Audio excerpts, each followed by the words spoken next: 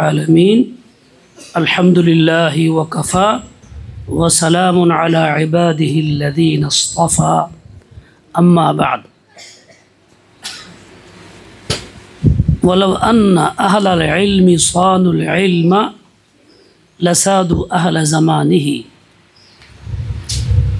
আল্লাহ পাকের শুকর আল্লাহ তাআলা আমাদেরকে চারাবাঙ্গা মুহাম্মাদিয়া হাফিজিয়া মাদ্রাসার পুরাতন ছাত্রদের পুনর্মিলনী অনুষ্ঠানে হাজির হওয়ার তৌফিক দান করেছেন। বড় সৌভাগ্যের বিষয়, বর্তমান সময়ের শ্রেষ্ঠ আলেমদের মধ্যে অন্যতম আমার মোহতারাম ভাই হযরত মাওলানা মুফতি দিলওয়ার হোসেন সাহেব আসছেন, তশরিফ আনছেন। আল্লাহ তাআলা ওনাকে দীর্ঘদিন হায়াত আফিয়তের সাথে নসিব করেন এবং তার খিদমতকে আল্লাহ খুব কবুল করেন। ওনার মতো ব্যক্তির এইখানে পদাচারণ আমি মনে করি এটা আমাদের সৌভাগ্যের কারণ এবং মাদ্রাসা জিন্দা হওয়ারও একটা বড় ওসিলা আমি মনে করি। আল্লাহ তাআলা এই মাদ্রাসাকে দিন দুগুনা রাত চুগুনা তারাক্কি দিয়ে দেন। বাণী ছিলেন হযরত মাওলানা মুহাম্মদুল্লাহ হাফিজি হুজুর রহমতুল্লাহ আলাইহি, আমাদের মুরব্বীদেরও মুরব্বী, যুগশ্রেষ্ঠ ওলি ছিলেন একজন। ইনি প্রথম বাংলাদেশে সিয়াসতের মধ্যে সরাসরি অংশগ্রহণ করেন। তখন উলামায়ে কেরাম এর বিপক্ষে ছিলেন, অনেকেই পছন্দ করেন নাই, বুঝতে পারেন নাই। হযরত এই মাঠে নামছেন এবং তওবার ডাক দিয়েছিলেন। বলতেন যে মানুষ ভুল পথে ভোট দিয়া গুনাহ করতেছে আর আমি সেইটার তওবার পথ করতেছি, সেই পথে ভোট দিয়ে তওবা করবে। আর এর জন্য এমন একটা অবস্থার সৃষ্টি হয়েছিল, বাংলাদেশের ঘরে ঘরে হজরতের দাওয়াত পৌঁছে গেছিল এবং হজরতের যত শাগিরদিন, মুরিদিন, মুহিব্বিন এবং এদেশের সাধারণ মুসলমান নেককার দিনদাররা এই পথে অগ্রসর হয়েছিলেন। একটা ভুল ইনি ভেঙে দিয়ে গেছেন। আমরা মনে করতাম এই রাজনীতি প্রচলিত যা আছে তো করা যাবেই না, আসলেই তাই। কিন্তু সহি রাজনীতি যে আছে এটা আমরা বুঝি নাই, বুঝতাম না। হযরতই প্রথম আমাদের এই পথ দেখাইছেন। আমরা তখন ছোট ছিলাম, তারপরেও নির্বাচন সময় হযরত নির্বাচন আমরা করছি। মুহাম্মদুল্লাহ হাফিজ রহমতুল্লাহ আলাইহিকে যখন সাংবাদিক জিজ্ঞাসা করতো, আপনি শাসন ব্যবস্থায় আসলে কি করবেন, প্রেসিডেন্ট হলে কি করবেন, উনি বলছিলেন যে আমি তখনকার হিসাব অনুযায়ী ৬৮,০০০ গ্রামে ৬৮,০০০ দ্বীনি মাদ্রাসা কায়েম করব, মক্তব প্রতিষ্ঠা করব। এটা হুজুরের মানসা ছিল, আন্দোলন এটা ছিল। বিভিন্ন জায়গায় যাইতেন, এই কথা বলতেন। আর সেই আন্দোলনের একটা অংশ এই মাদ্রাসাটার বুনিয়াদ, যার জন্য মাদ্রাসার নামের মধ্যে মুহাম্মদ শব্দ যুগ আছে, মুহাম্মাদিয়া হাফিজিয়া মানে মুহাম্মদুল্লাহ হুজুরের নাম অনুসারে। তিনি বড় বরকতময় ব্যক্তি, বুজুর্গ ছিলেন, তার নামও অনুসরণ করে এখানে রাখা হয়েছে। মুহাম্মদ নামটা তো প্রকৃতপক্ষে আল্লাহ তাআলার শ্রেষ্ঠ নবী, সর্বশেষ নবী রাসূল মুহাম্মদ সাল্লাল্লাহু আলাইহি ওয়াসাল্লামের এই নামটাই উম্মতের মধ্যে বড় বড় ব্যক্তিদের আছে। আল্লাহ তাআলা নবীর নামকে জিন্দা রাখবেন, আর নবীর নামে প্রতিষ্ঠান যেগুলি হবে সেগুলিও ইনশাআল্লাহ আল্লাহ তাআলা জিন্দাই রাখবেন। এটা আমাদের আশা এবং আন্তরিক দোয়া। যারা আমরা এখান থেকে পড়াশোনা শেষ করে বিভিন্ন জায়গায় খিদমতে আসি, তারা যেন এই কথাগুলি মনে রাখি, হাফিজি হুজুরের সেই চেতনাকে সামনে রাখি যে যেখানেই থাকি যেন আমি দ্বীনি মাদ্রাসা মক্তব প্রতিষ্ঠা করি। মক্তবের খিদমতটা হইল বুনিয়াদি খিদমত, প্রথম এটা হলো একদম শ্রেষ্ঠতম একটি খিদমত। এখান থেকেই মানুষ নিজেকে মুসলিম হিসাবে গড়তে পারে। একজন মানুষকে মুসলিম অনুভূতি এখান থেকে পয়দা করা হয়, ঈমানের কালিমা তাকে শিখিয়ে দেওয়া হয়। এখান থেকে তার প্রাথমিক বিষয়গুলি শিখিয়ে দেওয়া হয়। এই মক্তব মাদ্রাসাগুলিতে বাচ্চারা যখন পড়ে, সত্যিকার অর্থে এরাই পরবর্তীতে যে কোনো দুনিয়ার যে কোনো কাজে যাক না কেন তার ঈমান আমলকে ধরে রাখার চেষ্টা করে। যদিও সমাজের বিভিন্ন প্রচলনের কারণে সাময়িকভাবে একটু বিচ্ছিন্ন হয়, কিন্তু আল্লাহ তাআলার ফজল করম আবার সে ফিরে আসতে পারে ওই জীবনের প্রথম শুরুর সেই শিক্ষার আলোকে। এখানেও মক্তব থেকে শুরু হয়েছে, আলহামদুলিল্লাহ আগে বাড়ছে, তারাক্কি করতেছে। সারা দুনিয়াতে যদি এই মক্তব মাদ্রাসাগুলি, প্রাথমিক মাদ্রাসাগুলি না থাকতো, তাহলে বড় বড় জামিয়াও হইতো না, দারুল ইফতাও থাকতো না, তাখাসুসের যত শোবা কিছুই থাকতো না। এই সবই বিলুপ্ত হয়ে যেত। কারণ ওখানে ছাত্ররা যাবে কারা? ওই ছাত্রটাই যাবে যে ছাত্র এই প্রাথমিক অবস্থায় মাদ্রাসার থেকে শুরু কইরা পয়রা পর্যায়ক্রমে উপরে উঠছে। ওই সমস্ত শোভা এগুলি চালু রাখার জন্য শর্ত হইল এই মাদ্রাসাগুলিকে জিন্দা রাখা, যা আছে তার চেয়ে আরও বেশি মজবুত করা। আর এই শিক্ষা যদি বাস্তবে না থাকে, তাহলে মুসলিম সন্তানরা অজ্ঞাতসারেই নিজের অজান্তেই বেঈমান হবে, ইমান হারা হবে, কাফেরদের খপ্পরে পড়বে, খ্রিস্টানদের খপ্পরে পড়বে, দিন ইমান থেকে বঞ্চিত হবে। যেমনটা হয়েছে পূর্ব তিমুরে এবং বিশ্বের বিভিন্ন জায়গাতে, অঞ্চলে এবং রাষ্ট্রে পর্যন্ত। যে ইস্পাহান এক সময় ছিল ইলমের চর্চার সর্বোচ্চ বিদ্যাপীঠ, যেখানে ছিল বড় বড় জামিয়াত ছিল, আজ এটা আমাদের হাতছাড়া। তাদের মধ্যে বড় বড় প্রতিষ্ঠান করার আগ্রহ তো ছিল অনেক বেশি, নিচের এই প্রাথমিক অবস্থার প্রতিষ্ঠানগুলির প্রতি নজর কমে গেছিল, যার জন্য ওগুলি একাই ফাঁকা হয়ে গেছে। এছাড়াও দ্বীনের এই শোভাটা আহাম শোভা। আমরা যে যেখানে কাজ করি না কেন, এইটাকে জিন্দা করার জন্য আপ্রাণ চেষ্টা করি। দারুল দেওবন্দের মুরব্বীরা সিদ্ধান্ত করছেন এবং আপিল করছেন, জানাইছেন যে আপনারা সমস্ত মাদ্রাসায় সিস্টেম করবেন, মাদ্রাসার আয়ের 10% এই দ্বীনি মক্তব কায়েম করার জন্য আপনারা ব্যয় করবেন, যাতে করে সমাজের রন্ধ্রে রন্ধ্রে সব জায়গায় মক্তবগুলি কায়েম হয়, মুসলিম সন্তানরা ব্যাপকভাবে মক্তবমুখী হয় এবং তাদেরকে বুনিয়াদী শিক্ষায় ইমান শিক্ষা দিয়ে দেওয়া হয়, যাতে করে তারা অমুসলিমদের খপ্পরে না পড়ে। এতটাই গুরুত্ব তারা দিচ্ছেন। হয়তো হাফেজজি গুরুত্ব কেন দিয়েছেন তখন তো আমরা বুঝি নাই, ছেলে মানুষ ছিলাম, বাচ্চা মানুষ। এখন বুঝতেছি হজরতের এই চিন্তাটা কেন হয়েছিল।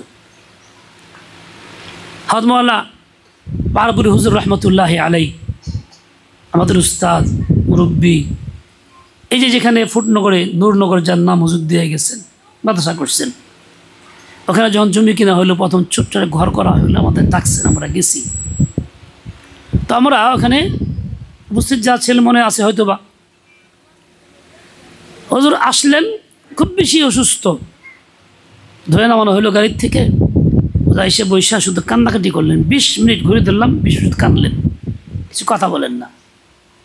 আমার একটু পরেশান হইলাম, এত কান্দাকান্দি করতেছেন কেন? এরপরে অবস্থায় হইল এই যে কোরআনী মক্তবের কথা আলোচনা শুরু করলেন। এক পর্যায়ে বললেন, একদিন হাফিজ হুজুর রহমতুল্লাহ আলাই, যিনি যে প্রতিষ্ঠাতা, বুনিয়াদ যিনি রাখছেন, উনি খানকায় ঢুইকা দরজা ভিড়ানো, জানালা বন্ধ, ভিতরে শুধু হাঁটতেছেন 1 ঘন্টার বেশি সময় হয়ে গেছে, পরিশান, ভিতরে যাওয়ার সাহস কেউ করতেছে না। বলেন যে একটু দরজার ফাঁক দিয়ে সামান্য দেখছি হাঁটতেছেন এরকম। 1 ঘন্টার অধিক পার হয়ে গেছে পরে হযরত দরজা খুলছেন। তো গেছি যে কী ব্যাপার, এত পরেশানি? বললেন, দেখো আমি চিন্তা করতেছি, কুল কিনারা পাইতেছি না, কি করে আমি বাংলাদেশের প্রতিটা গ্রামে কোরআনী মক্তব কায়েম করব। আমি এটা কুলাইতে পারতেছি না চিন্তা করে, এই জন্য পরেশানি হইতেছে। তাই এরকম হাফিজুর রহমতুল্লাহ আলাই এই কথা বলার আগে খুব কানলেন। এরপরে কিছু এই প্রসঙ্গে আলোচনা করলেন।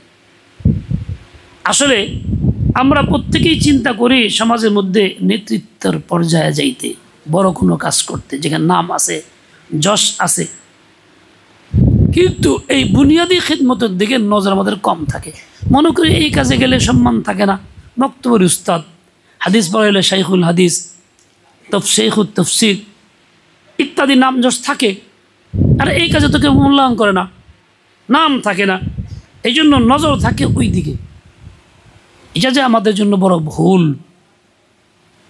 বাস্তব হলো এটা, এই খিদমতটাই হইল নাজাতের ওসিলা, এটাই হলো আহাম্মুল খিদমাত। ফিতনাপূর্ণ যুগে আমাদের বড় অনেক জিম্মাদারি নিয়ে আসেন, ওনাদের পক্ষে এত সব জায়গায় যাওয়া সম্ভব না, সব কিছু করা সম্ভব না।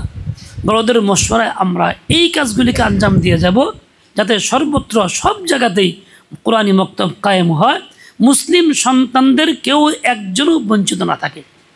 যারা পড়ছেন, হইতে পারে কেউ বড় আলেম হয়ে গেছেন, তিনি কোনো খিদমতে আসেন, এটা নির্দিষ্ট খিদমত থাকলেও তারপরেও আপনার যেন ফিকির পয়দা হয় যে আমি একটা কোরআনী মক্তব কায়েম করব, মাদ্রাসা চালাবো, কোথাও সুযোগ নাই, নিজেই বিনা পয়সা পড়াবো।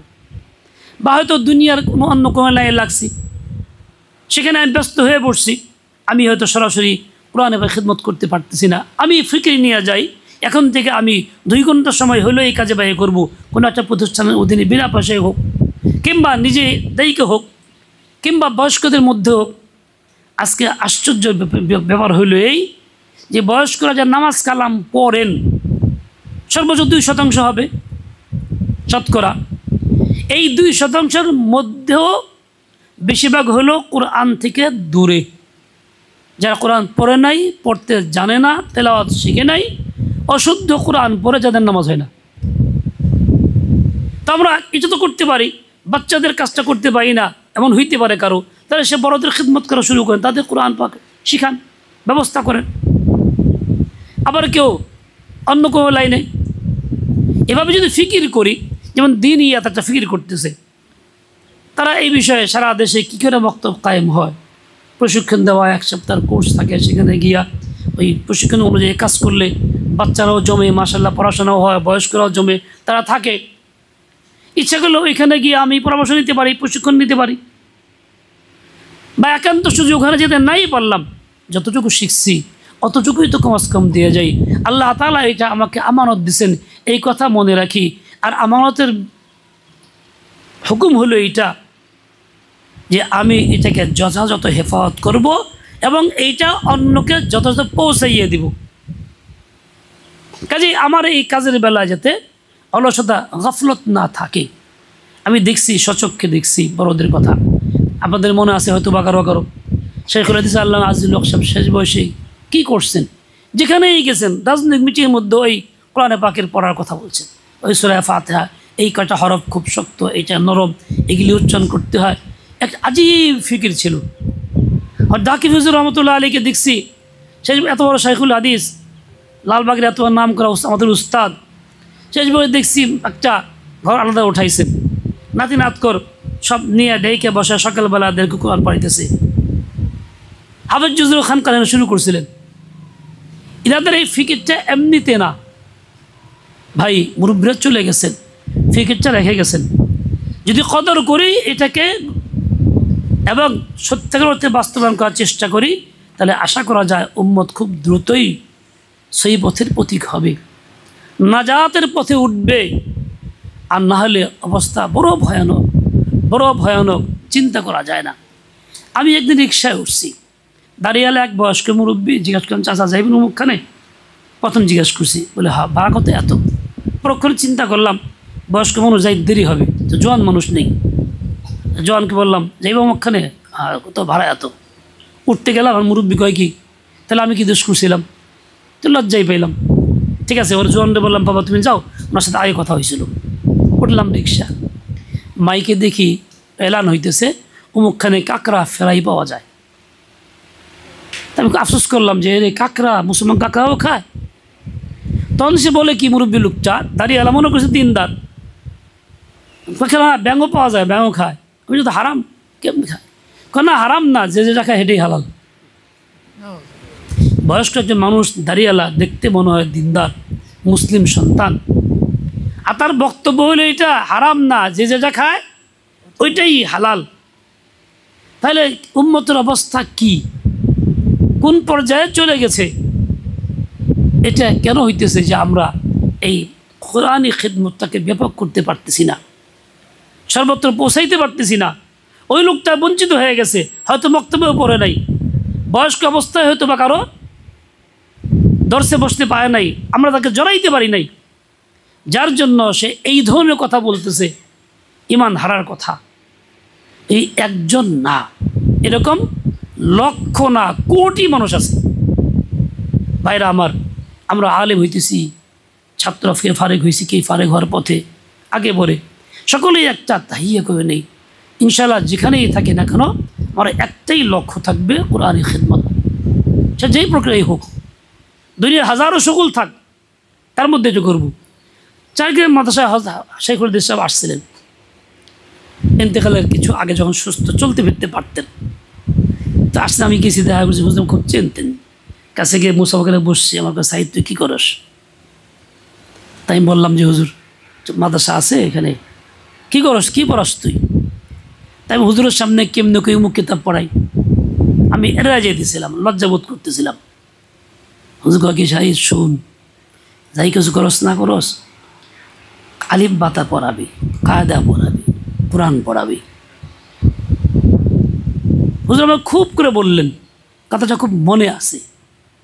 আসলে বাস্তব হইল এই খিদমত থেকে আমরা একটু হইলেও ভিন্নমুখী হয়ে গেছি, যার জন্য উম্মত আমাদের হাতছাড়া হয়ে যেতেছে।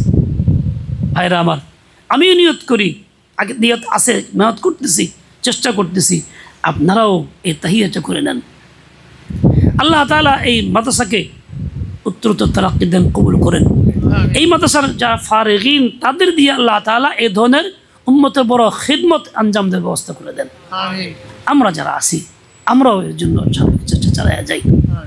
আল্লাহ তাআলা আমাদের সবাইকে সহিহ বুঝ দিয়ে দেন, হিম্মত আর তৌফিক খায়ের দিয়ে দেন। আপনারা শুনছেন মানিকগঞ্জ জেলা হেফাজতে ইসলামের কমিটি গঠন হয়েছে, কয়েকদিন আগে কেন্দ্র থেকে আসছিলেন, পূর্ণ করা হয়েছে আজকে সকলের অংশগ্রহণের মাধ্যমে। হেফাজতে ইসলাম অরাজনৈতিক একটি সংগঠন, যাদের কাজ হলো বাতিলের মোকাবেলা, হককে গালেব করা। এটা সকল মুসলিম সবার কাজ। এটা আমরা যেন এই কাজের সাথে একমত থাকি, পদ পদবি না, কাজ আমার কাজ। আল্লাহ তাআলা আমাদেরকে তৌফিক দেন, কবুল করেন। আমার ভাই হজমুল্লাহ মুহতারাম মুফতি দিলওয়ার শাহ, আমার বড় ভাই, শ্রদ্ধার পাত্র, বড় বুজুর্গ,